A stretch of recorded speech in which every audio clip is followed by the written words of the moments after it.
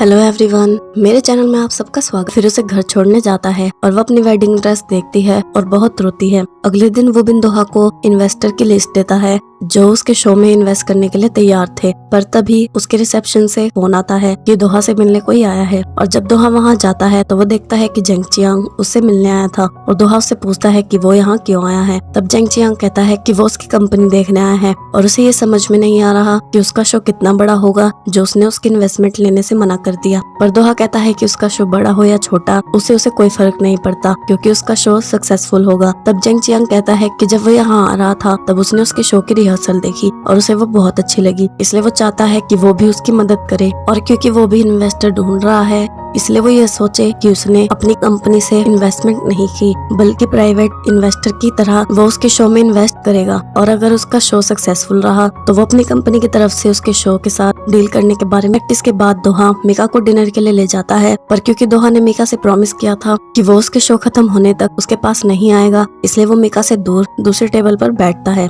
और वो दोनों एक ही ऑर्डर देते हैं और खाना खाते हुए अपना फोन ऑन रखते हैं और एक दूसरे से बात करते हैं जैसे वो एक ही टेबल पर बैठे हों। अगले दिन विजिन संगी से मिलने जाता है और उससे कहता है कि वो इंटरव्यू के लिए जा रहा है और जब उसे जॉब मिल जाएगी तब वो अपने बारे में बात करेंगे। पर संगी कहती है कि उसके पास उससे बात करने के लिए कुछ नहीं है। पर विजिन कहता है कि वो हमेशा उसे यही कहती है कि वो उसे डेट नहीं कर सकती क्योंकि वो उससे एज में छोटा है और उसके पास जॉब नहीं है और वो मीका का भाई है। पर उसने कभी ये नहीं कहा कि वो उसे पसंद नहीं करती। पर संगी उसकी बातें सुनकर वहाँ से चली जाती है और कंपनी में जाकर उसे विजन की याद आती है और फिर वो उसे एक मैसेज सेंड करती है जिसमें उसने उसे ऑल द बेस्ट बोला था। फिर हम देखते हैं कि बेथ दोहा से मिलने जाती है और जितनी भी रिंग से उसने उसे प्रपोज किया था वो सब उसे वापस कर देती है और कहती है कि वो इन्हें अपने पास नहीं रख सकती क्योंकि ये उसे उसकी याद दिलाएंगी। और अब वो उससे मूव ऑन करना चाहती है क्योंकि उसे पता चल गया है कि वो उसके लिए नहीं बनी और चाहे वो कुछ भी कर ले वो उसके दिल में अपनी जगह नहीं बना सकती। और वो दोहा को गुड बाय। और जब मीका घर जाती है तब दोहा उसके पीछे जाता है और उसे फोन करता है। तब मीका उसे बताती है कि उसे पता था कि वो बीमार है पर वो स्टेज पर परफॉर्म करना चाहती थी,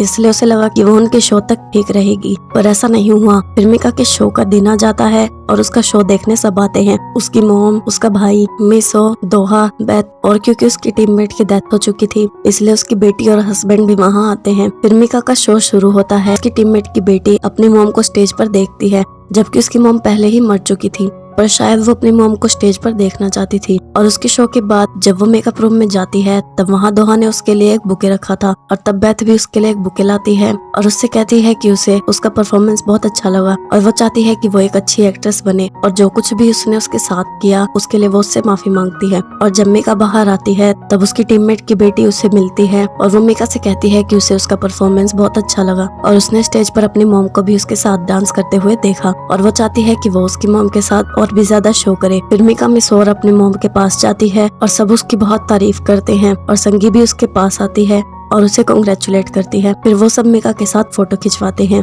और कम होने के बाद जेयू मीका से पूछता है कि उसे स्टेज पर परफॉर्म करके कैसा लगा और उसने बहुत अच्छी तरह परफॉर्म किया। तब मीका भी उसका शुक्रिया करती है कि उसने उसे ये चांस दिया कि वो स्टेज पर जा सके। पर जेयू कहता है कि ये तो अभी शुरुआत है, अभी तो उसे बहुत सारे म्यूजिकल्स करने हैं। तब संगी भी मीका के पास आती है और उसे कांग्रेचुलेट करती है। और जब मीका घर जा रही थी तब दोहा उसके पास आता है और उससे कहता है कि वो अपना वादा तो नहीं भूली। और दोहा मीका को अपने घर ले जाता है और अपने कपड़े बदलता है जिससे मीका को उसकी क्लॉक ना दिखे और मीका के हाथ पर भी एक रुमाल बांध देता है ताकि वो अपनी क्लॉक ना देख सके और उसे ये चिंता ना रहे कि उसका कितना टाइम बचा है। फिर वो डिनर करते हैं और टाइम स्पेंड करते हैं। और सुबह जब मीका उठती है तब दोहा उसके लिए ब्रेकफास्ट लाता है और तभी दोहा का फोन बजता है और वो बाहर चला जाता है। तब मीका अपनी क्लॉक देखती है और वो देखती है कि एक रात में ही उसका टाइम बहुत ज्यादा बढ़ गया था क्योंकि पहले उसके पास 19 दिन बचे थे और दोहा के साथ रहने से अब उसके पास 30 दिन बचे हैं। फिर वो शॉपिंग करने जाते हैं पर मीका का पूरा ध्यान उसकी क्लॉक पर था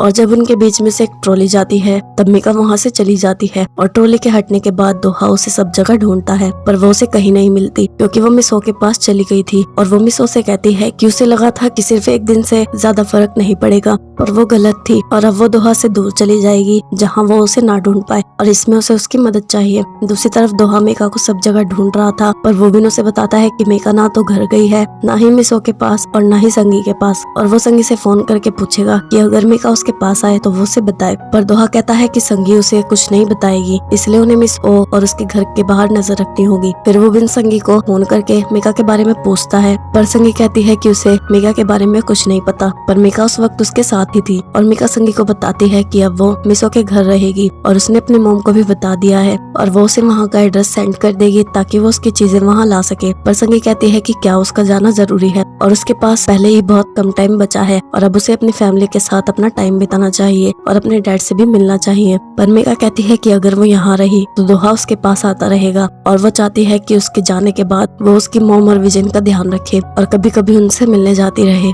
फिर संगी मीका के घर उसका सामान लेने जाती है और तब उसकी मॉम मीका का सामान पैक करती है और जब उसकी मॉम वहाँ से जाती है तब विजन संगी को बताता है कि उसे जॉब मिल गई है। तब संगी कहती है कि क्या उसने ये मीका को बताया, क्योंकि वो ये सुनकर बहुत ज्यादा खुश होगी। पर विजन कहता है कि सबसे पहले उसने उसे ही बताया है। विजन कहता है कि वो मीका के बारे में बात क्यों कर रही है, वो उन दोनों की बात कर रहा है और अब वो उससे भाग नहीं सकती और वो अपनी फैमिली को भी बता देगा कि वो उसे लाइक करता है। पर संगी कहती है कि वो बाद में इस बारे में बात करेंगे। पर विजन कहता है कि वो हमेशा उसके साथ ऐसा ही करती है, पर इस बार वो सबको बताकर ही रहेगा। पर संगी कहती है कि क्या उसे पता है कि मीका किस दौर से गुजर रही है। पर विजन कहता है कि मीका बिल्कुल ठीक है और वो हमेशा मीका को उनके बीच में ले आती है, पर वो अपनी फैमिली को उनके बारे में बता देगा और अगर वो नहीं माने तो वो घर छोड़कर चला जाएगा। तब संगी को उस पर गुस्सा आता है और उसके मुंह से निकल जाता है कि मीका जल्दी ही मरने वाली है और मीका की मोम उसकी बात सुन लेती है और वो संगी से पूछती है कि वो किस बारे में बात कर रही है और वो मीका की मोम है, इसलिए उसे जानने का हक है, इसलिए वो उसे सब कुछ बताए। तब संगी उसे सब कुछ बता देती है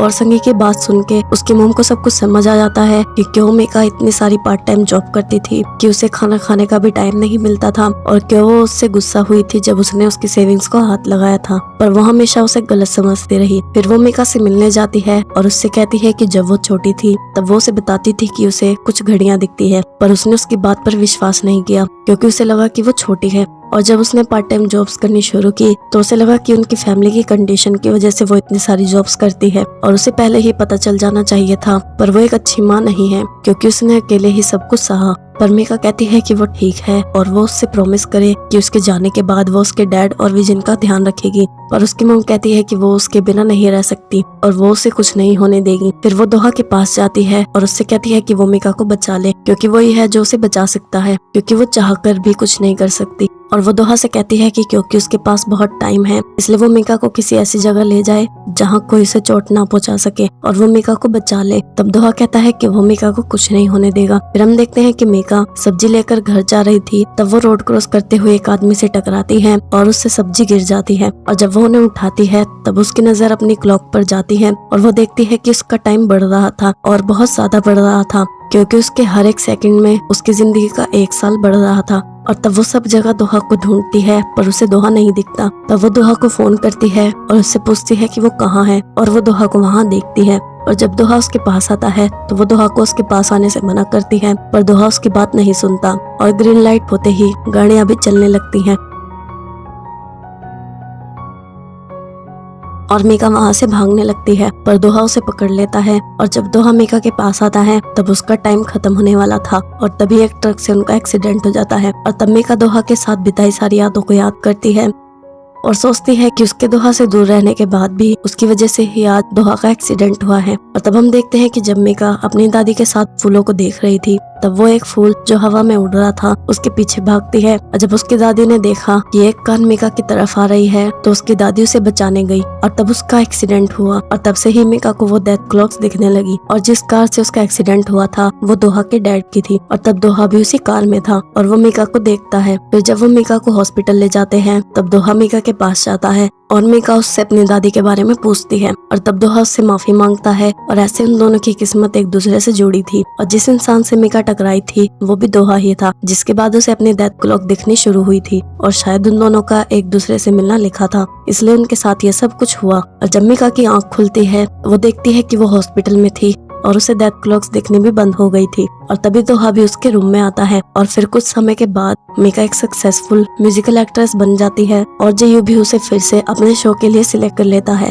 और अब वो और दोहा भी एक दूसरे के साथ थे और बेथ भी दोहा से मूव ऑन कर चुकी थी और अब वो भी ब्लाइंड डेट्स पर जाने लगी थी। फिर मीका दोहा को अपनी मॉम से मिलाती है और उसे घर लंच के लिए ले जाती है। और विजन और संगी भी एक दूसरे को डेट करने लगे थे, पर मीका और उसकी मॉम उन दोनों के साथ होने के खिलाफ थी, क्योंकि उन्हें लगता है कि विजन संगी को चोट पहुंचाएगा। फिर विजन संगी से मिलने जाता है और उसे बताता है कि उसकी फैमिली में कोई भी नहीं चाहता कि वो उसे डेट करे, पर वो उससे ब्रेकअप नहीं करेगा क्योंकि वो उससे बहुत प्यार करता है। फिर हम देखते हैं कि दोहा अपने डैड से मिलने जाता है और वो हेयोंग से उसके बिजनेस के बारे में पूछता है। तब हेयोंग उसे बताती है कि उसका बिजनेस अच्छा चल रहा है और उसे पता चला है कि जब दोसान अपने दूसरे देशों में जाने के एक्सपीरियंस को अपने बुक्स में लिखता था और उन्हें सेल करता था, तो उसके डैडी थे जो उसकी बुक्स खरीदते थे और उसे स्पॉन्सर भी करते थे। तब दोहा को याद आता है कि दोसान ने उसे एक बार बताया था कि उसके पास स्पॉन्सर है, और तब उसे यह एहसास होता है कि उसके डैड ने हमेशा उनके बारे में अच्छा सोचा है। और तब वो अपने डैड को बताता है कि वो एक नए शो पर काम कर रहा है और जेंग चियांग उसके प्रोजेक्ट में इन्वेस्ट करने के लिए तैयार है। और तब तो विन दोहा से कहता है कि वो किसी दिन अपनी गर्लफ्रेंड को घर लाए डैड से मिलाने के लिए, और दोहा के डैड भी मीका के घर आने के लिए मान जाते हैं। और फिर कुछ दिनों के बाद दोहा मीका को उसके डैड से मिलाने ले जाता है, और तब मीका अपने डैड को बता देती है कि वो दोहा को डेट कर रही है और दोहा उसका बॉयफ्रेंड है। फिर मीका मिसो से मिलने जाती है और तब मिसो से कहती है कि अब उसे अच्छा फील होता होगा क्योंकि अब उसे वो क्लॉक्स नहीं दिखती। पर मीका कहती है कि कभी कभी उसे बुरा लगता है क्योंकि जब उसे वो क्लॉक्स दिखती थी तो वो लोगों की मदद कर पाती थी और उनका ध्यान भी रखती थी, और उन क्लॉक्स की वजह से ही वो उससे और दोहा से मिल पाई। और मीका कहती है कि वो सही थी कि ये उसकी दादी का उसे दिया हुआ गिफ्ट है। और इस तरह मीका और दोहा बहुत मुश्किलों से गुजरे और उनके प्यार की वजह से उन दोनों ने मुश्किलों का सामना किया, और आज वो दोनों एक नॉर्मल कपल की तरह एक दूसरे के साथ है। और ये थी इस ड्रामा की एंडिंग। अगर आपको ये ड्रामा अच्छा लगा हो तो कमेंट करके मुझे जरूर बताना, और चैनल को सब्सक्राइब और बेल नोटिफिकेशन को ऑन करना मत भूलना। मैं मिलती हूँ आपसे अगली वीडियो में। अन्यंग एवरीवन।